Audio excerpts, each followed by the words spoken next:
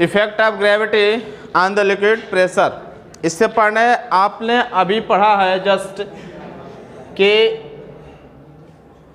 किसी कंटेनर के अंदर हम लिक्विड्स रख देते हैं तो उस लिक्विड्स कॉलम के द्वारा उसके बॉटम पर लगने वाला प्रेशर जो होता है, जिसके अंदर अगर लिक्विड भरा हो तो इसके अंदर जो इसके बॉटम पर जो प्रेशर लगेगा P = H ρ G के बराबर होगा। या आप पढ़ चुके हो, है ना। अब हम देखेंगे कि ग्रेविटी का इसके प्रेशर पर क्या इफेक्ट पड़ता है। ठीक, तो हम क्या करेंगे, हम सपोज कर लेंगे कोई लिक्विड्स है जो किसी कंटेनर में रेस्ट के पोजीशन में रखा गया है। Suppose liquids in a container at rest. Suppose कर लिए कि कोई कंटेनर है, कोई विजिल है, इसके अंदर रेस्ट के पोजीशन में, भाई इक्विलिब्रियम में होना चाहिए, रेस्ट में होना चाहिए। कंटेनर में तो रेस्ट में ही होगा, क्योंकि मूव करेगा, एक्सेलरेट करेगा ना, ये फ्लो करने लगेगा तो फिर दूसरी कहानी बनेगी। यहाँ पर हमने क्या सपोज किया कि कंटेनर में है और रेस्ट के पोजीशन में लिक्विड है, कंडीशन इसका इक्विलिब्रियम का है। ठीक, हमने इसमें लिक्विड्स फिलअप कर दिया। क्या चेक करना है कि ये जो प्रेशर लगा रहा है बॉटम पर, उसका ग्रेविटी के ऊपर क्या इफेक्ट पड़ रहा है, ग्रेविटी का क्या इफेक्ट है उसके ऊपर। इसके लिए हम क्या करेंगे, एक सिलेंड्रिकल एलिमेंट कंसीडर करेंगे, वाटर का ही, ऐसा नहीं कि इसके अंदर सिलेंडर रखेंगे, हम वाटर का ही एक सिलेंड्रिकल एलिमेंट यहाँ पर कंसीडर कर लेंगे। ऐसे सपोज कर लेंगे कि कोई सिलेंड्रिकल एलिमेंट्स है ऑफ वाटर का। ठीक, थोड़ा इसको बड़ा कर लीजिए, जिसकी हाइट h है। किसकी हाइट है, इस बेजल की नहीं, हमने जो सिलेंड्रिकल एलिमेंट सपोज किया है of uniform cross section area, cross section area suppose that a के बराबर हो। क्रॉस सेक्शन क्या है, a है, हाइट h है। ठीक, यहाँ पर हमने एक सिलेंड्रिकल एलिमेंट, एलिमेंट का मतलब बहुत स्मॉल एरिया हमने सपोज कर लिया। ठीक, सिलेंडर सपोज कर लिया, वाटर का बर्तन में पानी रखा है, पानी के साथ में सपोज कर लेंगे कि उसके अंदर एक सिलेंडर बना हुआ है। गैस करेंगे, सिलेंडर उसके अंदर रखने की जरूरत नहीं है हमें। ठीक, अब इसके दो सरफेस है, एक सरफेस ये टॉप सरफेस और इसका ये पेदी जिसको हम बॉटम बोलते हैं, है ना। दोनों के ऊपर प्रेशर लगेगा लिक्विड्स का। यहाँ पर भी जो इस सरफेस पे जो प्रेशर लगाएगा वो यहाँ से लेकर यहाँ तक का जो लिक्विड है वो प्रेशर लगाएगा इसके इस सरफेस पे लगाएगा प्रेशर। हम सपोज कर लेते हैं कि यहाँ पर जो प्रेशर है वो P1 के बराबर है। ठीक, इस वाले सरफेस पे जो प्रेशर लगेगा वो यहाँ से लेकर यहाँ तक का जो लिक्विड्स होगा तो प्रेशर लगाएगा ही, साथ ही साथ ये जो हमारा लिक्विड्स होगा जो इसके अंदर रखा गया है, इसके अंदर ये लिक्विड्स भी इसके अंदर प्रेशर लगाएगा। यहाँ पर क्लियर की प्रेशर कुछ डिफरेंट होगा और आप यहाँ से देखते भी हैं कि H के ऊपर डिपेंड करता है। तो डेप्थ हमारा बढ़ गया तो प्रेशर क्या होगा, हमारा कुछ ज़्यादा ही होगा नीचे वाले में। तो यहाँ पर जो प्रेशर लगेगा डाउनवर्ड डायरेक्शन में, हम सपोज कर रहे हैं ये प्रेशर क्या है, P2 के बराबर है, P2 है। ठीक, ये इसको ऐसे ना सपोज करके इसको ऐसे करते हैं कि ये जो प्रेशर हमारा है ये, क्योंकि इसके सरफेस पर अपवर्ड डायरेक्शन में जो प्रेशर लगेगा वो P2, क्योंकि लगेगा ना उसके बॉटम में ऊपर की तरफ डायरेक्शन में upward direction pressure. Downward direction में यहाँ पर कितने प्रकार, कई प्रकार के प्रेशर लगेंगे। यहाँ पर डाउनवर्ड डायरेक्शन में जो प्रेशर लगेगा वो इस लिक्विड्स के चलते P1 के बराबर तो होगा ही, साथ ही साथ इतना जो लिक्विड्स एक्स्ट्रा है, ये जो हाइट इसका ज़्यादा है उसका भी वेट यहाँ पर काम करेगा, वो भी प्रेशर लगाएगा ना। यानी यहाँ पर जो हमारा प्रेशर होगा वो इस P1 के चलते होगा, बाकी जो इसका इतना डीप नीचे गया है उस लिक्विड के वेट के बराबर भी यहाँ पर लगेगा फोर्स, लगेगा ना फोर्स।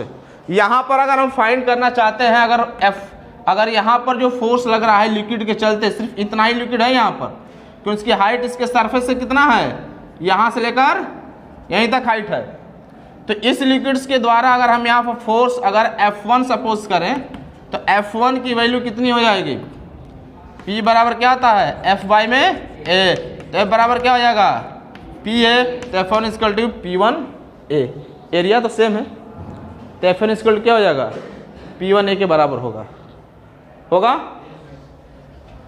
F2 यहाँ पर इसके पर प्रेशर कितना लग रहा है P2 लग रहा है ना P2, तो यहाँ पर निकालेंगे तो क्या हो जाएगा P2A होगा P2। इसके इस सरफेस पे डाउनवर्ड डायरेक्शन में दो प्रकार के फोर्स काम कर रहे हैं, एक तो इस सरफेस के चलते जो प्रेशर होगा वो भी यहाँ पर काम करेगा, और दूसरा इस लिक्विड्स के चलते जो इतना लिक्विड्स क्या है इसके पास है ज़्यादा है, इस लिक्विड का वेट भी डाउनवर्ड डायरेक्शन में काम करेगा। दो फोर्स काम करेगा ना, एक ऊपर वाले लिक्विड्स के चलते और दूसरा यहाँ से लेके यहाँ तक का जो लिक्विड होगा उसके चलते। अब हम ऐसा नहीं कर सकते कि पूरा ले लीजिए तो उसको दो भाग में डिवाइड करेंगे, एक यहाँ से लेकर चलेंगे, एक यहाँ से लेकर चलेंगे। ये वाला प्रेशर किसके बराबर होगा P1 के बराबर होगा, क्योंकि ये वाला P1 इसके ऊपर जो लगेगा वो वाला P1 यहाँ पर भी होगा, और साथ ही साथ इस पे इस P1 के बाद अधिक फोर्स लग रहा है, वो किसके चलते लग रहा है, तो इस लिक्विड्स के चलते लग रहा है जो इसकी हाइट क्या है इतना नीचे गया है, तो इतने लिक्विड्स का जो वेट होगा उसके बराबर इस वाले बॉटम में एक्स्ट्रा कह सकते हैं फोर्स लग रहा है, उसके वेट के बराबर। ये चीज क्लियर हो रहा है मैं क्या कह रहा हूं, नहीं क्लियर हो रहा बात। जैसे यहां मैंने ले लिया एक विजिल ऐसे, ठीक, और इसके अंदर मैंने लिक्विड्स फिलअप कर दिया, वही चीज है यहां मैं बनाने की कोशिश कर रहा हूं, ठीक, ऐसे मैंने फिलअप कर दिया।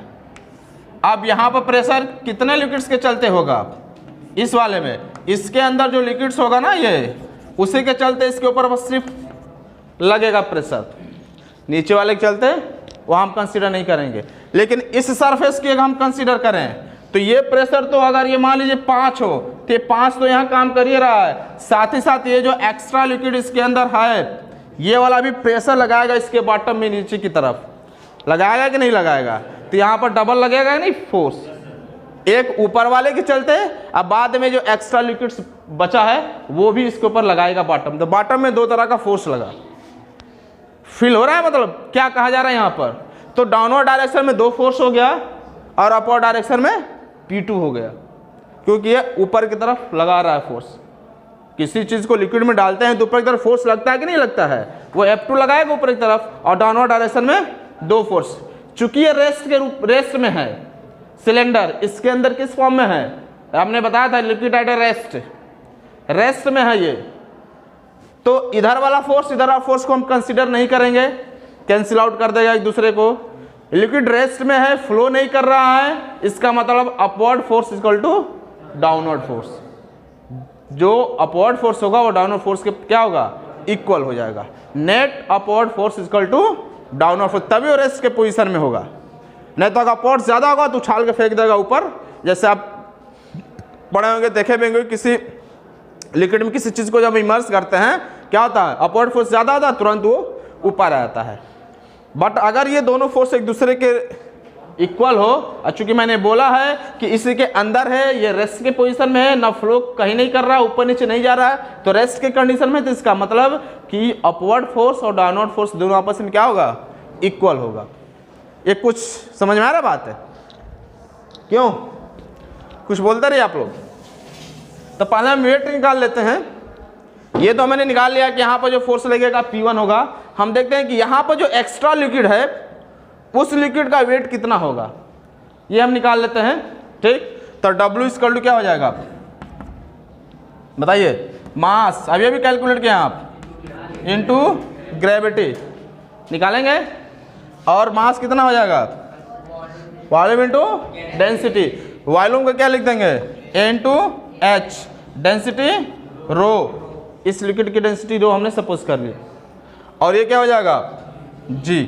तो अब यहां से लेकर यहां तक का जो लिक्विड होगा उसका वेट कितना हो जाएगा AH रो जी, अब प्लस A P1, यानी यहां पर जो फोर्स लगेगा P1 और इसके सम के बराबर लगेगा इसके बॉटम में, लगेगा कि नहीं लगेगा, फोर्स होगा ना। तो टोटल जो वेट होगा मतलब टोटल नेट फोर्स कहेंगे, नेट डाउनवर्ड फोर्स है,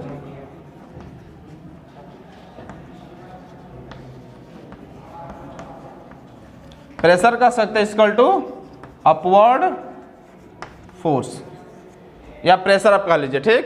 तो यहां पे कितना हो जाएगा, ये P1 जो लग रहा है डाउनवर्ड डायरेक्शन में, दो लग रहा है, एक P1 लग रहा है और एक इसका वेट लग रहा है, तो क्या हो जाएगा P1 मतलब क्या हो जाएगा, F1 किसके बराबर है, P1 A के, फोर्स है ना भाई, तो P1 A हो जाएगा, प्लस यहां पर कितना हो जाएगा AH रो जी, दो फोर्स काम कर रहा है ना नीचे की तरफ, एक इसके चलते डाउनवर्ड डायरेक्शन में, एक पूरा लिक्विड के चलते डाउनवर्ड डायरेक्शन में, दो फोर्स नीचे की तरफ काम कर रहा है और एक फोर्स ऊपर की तरफ काम कर रहा है।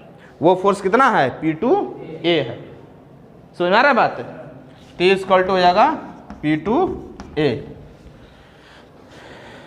ये तो लग रहा है कैंसिल आउट हो जाएगा दोनों तरफ से, यहां से एक कॉमन लेंगे तो उस एक को क्या करेगा, कैंसिल कर देगा, करेगा ना, ये क्या बचेगा यहां से P1A plus H rho G equal to P2।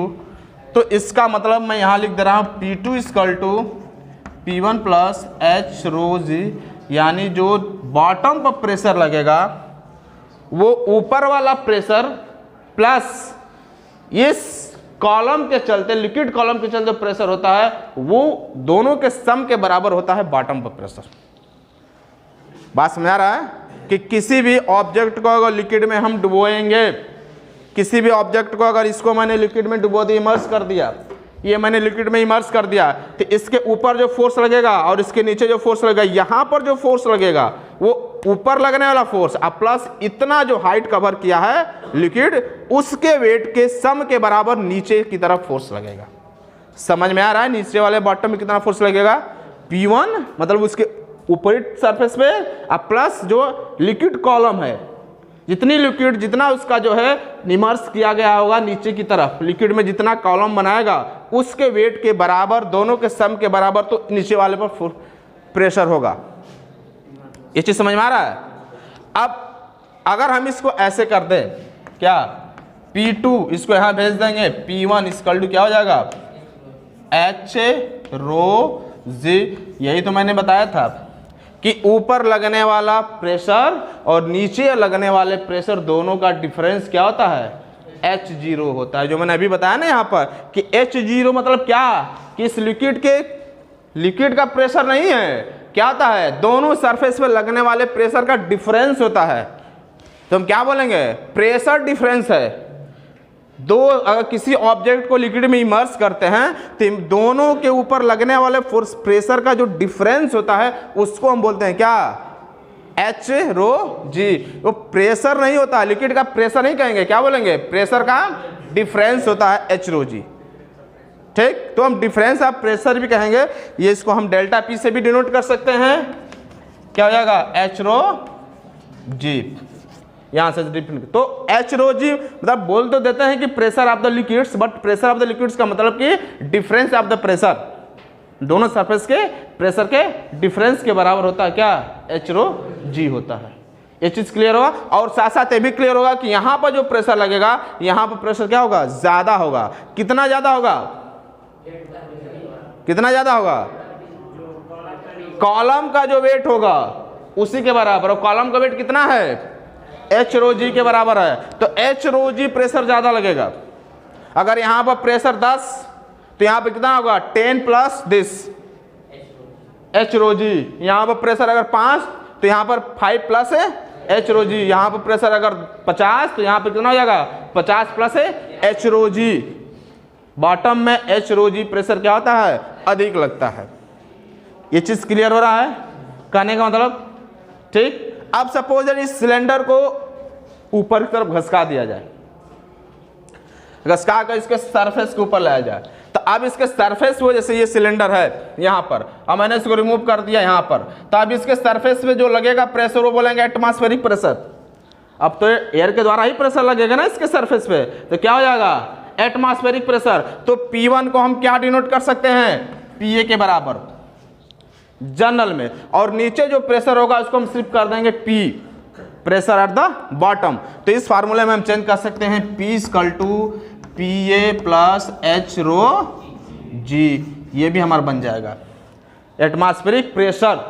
अगर किसी भी ऑब्जेक्ट को लिक्विड में हम इस तरह इमर्ज करें कि ऊपर की तरफ जो एटमॉस्फेरिक प्रेशर लग रहा है तो नीचे की तरफ जो एटमॉस्फेरिक प्रेशर होगा वो प्लस H रो G, इसके कॉलम के बराबर अधिक प्रेशर लगेगा नीचे की तरफ। इतना तो आप जानते रहिए कि अगर दो सरफेस लिक्विड में इमर्ज कर रहा है, कोई ऑब्जेक्ट अगर इमर्ज किया तो ऊपर प्रेशर कम नीचे प्रेशर ज्यादा, कितना ज्यादा होगा H रो G, ऊपर जितना प्रेशर लगेगा उससे H रो G प्रेशर क्या होगा नीचे ज्यादा लगेगा।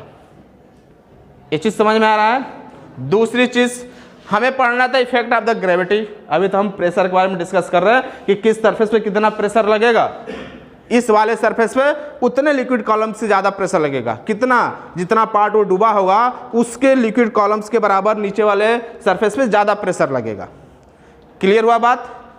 इफेक्ट ऑफ द ग्रेविटी, अगर यहाँ ग्रेविटी ना हो, अगर इसमें ग्रेविटी ना हो तो G इक्वल टू क्या होगा 0, G इक्वल टू 0 होगा तो P इक्वल टू क्या हो जाएगा P1 इक्वल टू P2।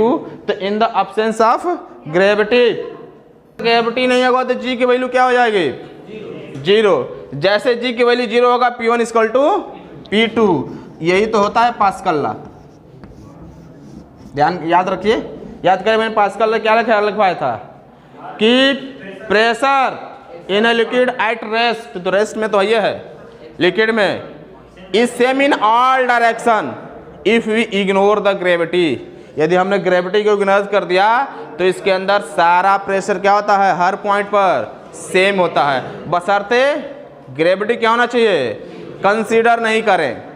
और अगर हम ग्रेविटी कंसीडर करेंगे तो पास्कल लॉ में हमें इंप्रूव करना पड़ेगा, कितना H रो G बढ़ाना पड़ेगा, तब जाकर होगा, तब वहाँ पर पास्कल लॉ फॉलो नहीं करेगा, तब इसमें हम मॉडिफाई करने की ज़रूरत पड़ेगी। और अगर हम ग्रेविटी अगर नहीं कंसीडर करेंगे तब तो लिक्विड के अंदर किसी भी पॉइंट पर, चाहे वो इस पॉइंट की बात करें चाहे इस पॉइंट की बात करें, ऑल डायरेक्शन में प्रेशर क्या होगा सेम होगा। आप देख ही रहे हैं, जब ग्रेविटी इग्नोर कर रहे हैं तो P1 इक्वल टू P2 आ जा रहा है, यही पास्कल लॉ होता है। लेकिन जब हम ग्रेविटी कंसीडर करेंगे तो पास्कल लॉ को मॉडिफाई करना पड़ेगा और उसको हमें इंक्रीज करके कितना करना पड़ेगा H रो G से इंक्रीज करना पड़ेगा।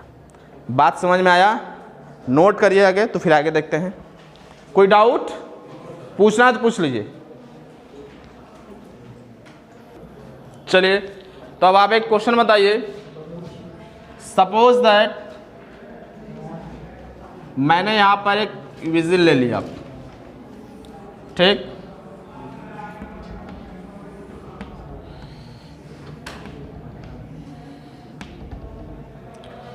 और एक बर्तन मैंने यहां पर ले लिया,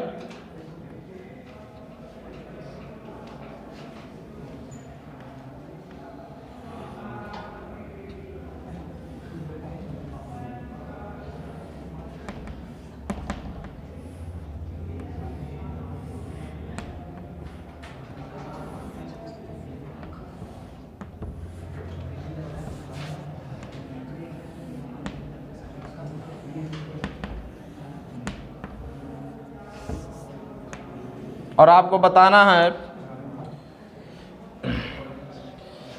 दोनों में किसके पास प्रेशर ज़्यादा होगा, किसके पास प्रेशर ज़्यादा होगा। दोनों का क्रॉस सेक्शन एरिया से कोई मतलब नहीं है, ठीक। ये आपका प्रेशर सपोज दैट यहाँ पर PA और यहाँ पर PB, इसका एरिया सपोज दैट A, इसका एरिया सपोज दैट B, ठीक। अब बताइए कि किसके पास प्रेशर ज़्यादा होगा। PA is greater than PB,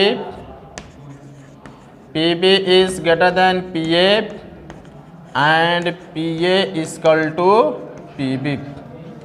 बताइए, हाँ दोनों प्रेशर क्या होगा? सेम। ये क्यों? क्योंकि दोनों का हाइट क्या है? सेम है। यहाँ पर हॉरिजॉन्टल लेवल सेम है ना दोनों का। क्या दोनों सेम हॉरिजॉन्टल लेवल पे हैं तो हमें शेप से कोई मतलब नहीं है। इससे अभी हम लोग प्रूव करेंगे कि दोनों में प्रेशर क्या होगा? सेम होगा, क्योंकि हाइट दोनों का क्या है? सेम है। यहाँ पर अगर हम इसके हाइट h1 ले लें, ठीक, सॉरी h हाइट सपोज कर लें इसे हम, ठीक। यहाँ पर प्रेशर कितना होगा? सपोज दैट P1 है, यहाँ पर प्रेशर क्या है? P2 है, तो P2 किसके बराबर हो जाएगा? P1 प्लस h रो जी। अभी तो आपने सपोज किया, अभी तो आपने कैलकुलेट किया है, ये होगा ना P2 पर प्रेशर।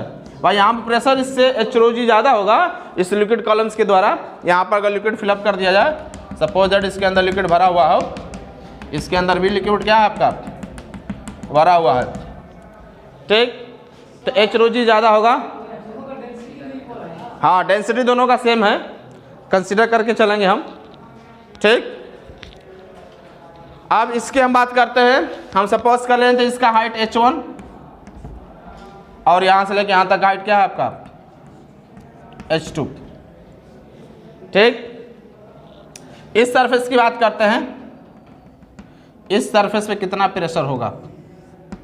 यहाँ पर अगर प्रेशर आपका P1 होगा तो यहाँ पे कितना हो जाएगा? P1 प्लस रो या H रो जी होगा। जो प्रेशर यहाँ पर होगा वही प्रेशर यहाँ पर होगा, क्योंकि सेम लेवल पर है। सेम लेवल पर प्रेशर आपका इक्वल होता है। इस लेवल के हर एक पॉइंट पर प्रेशर क्या होगा आपका? सेम होगा। तो यहाँ पर भी प्रेशर क्या होगा? P1 प्लस ये हाइट h1 है तो इसको कह देंगे h1, क्योंकि हाइट कितना है यहाँ पर? h1 है। तो यहाँ पे क्या हो जाएगा? P1 h1 रो जी। और वही प्रेशर क्या होगा? यहाँ पर भी इस सरफेस एरिया पर भी उतना ही प्रेशर होगा। कितना?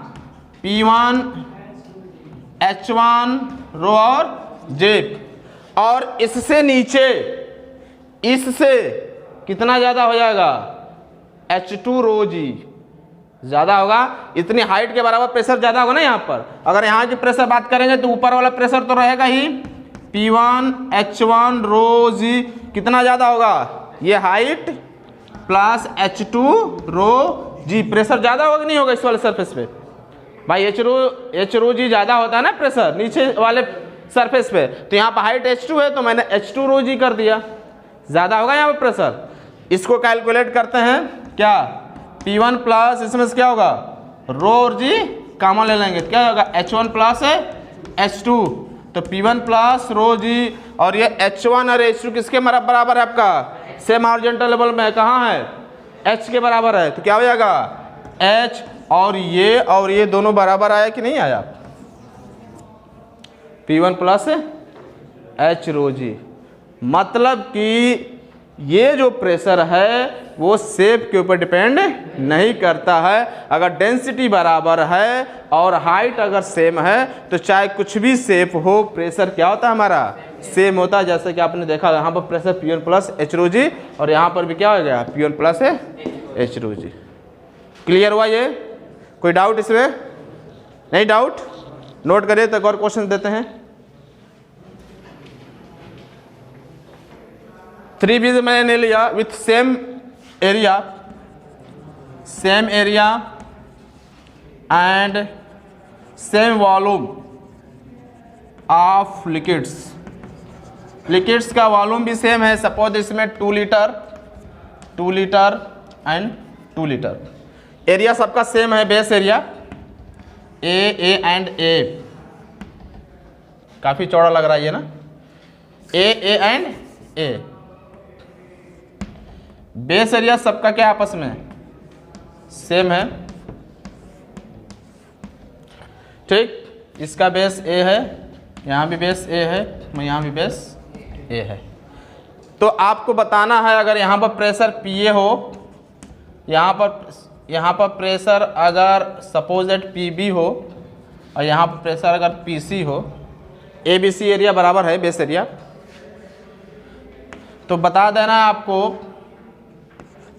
PC is greater than PA is greater than PB, PC is less than PA is greater than PB is greater then PC। चलिए तीनों ऑप्शन देते हैं।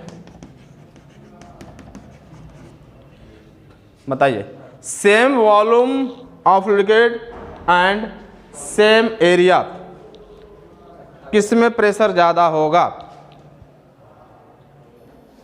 अगर इसको ध्यान से देखें तो सब में 2-2 लीटर लिक्विड्स भरा हुआ है, बेस एरिया सबका सेम है, बट अगर हम ध्यान से देखें तो इसके यहाँ से लेकर यहाँ तक जो वॉल्यूम है उसका कांस्टेंट है।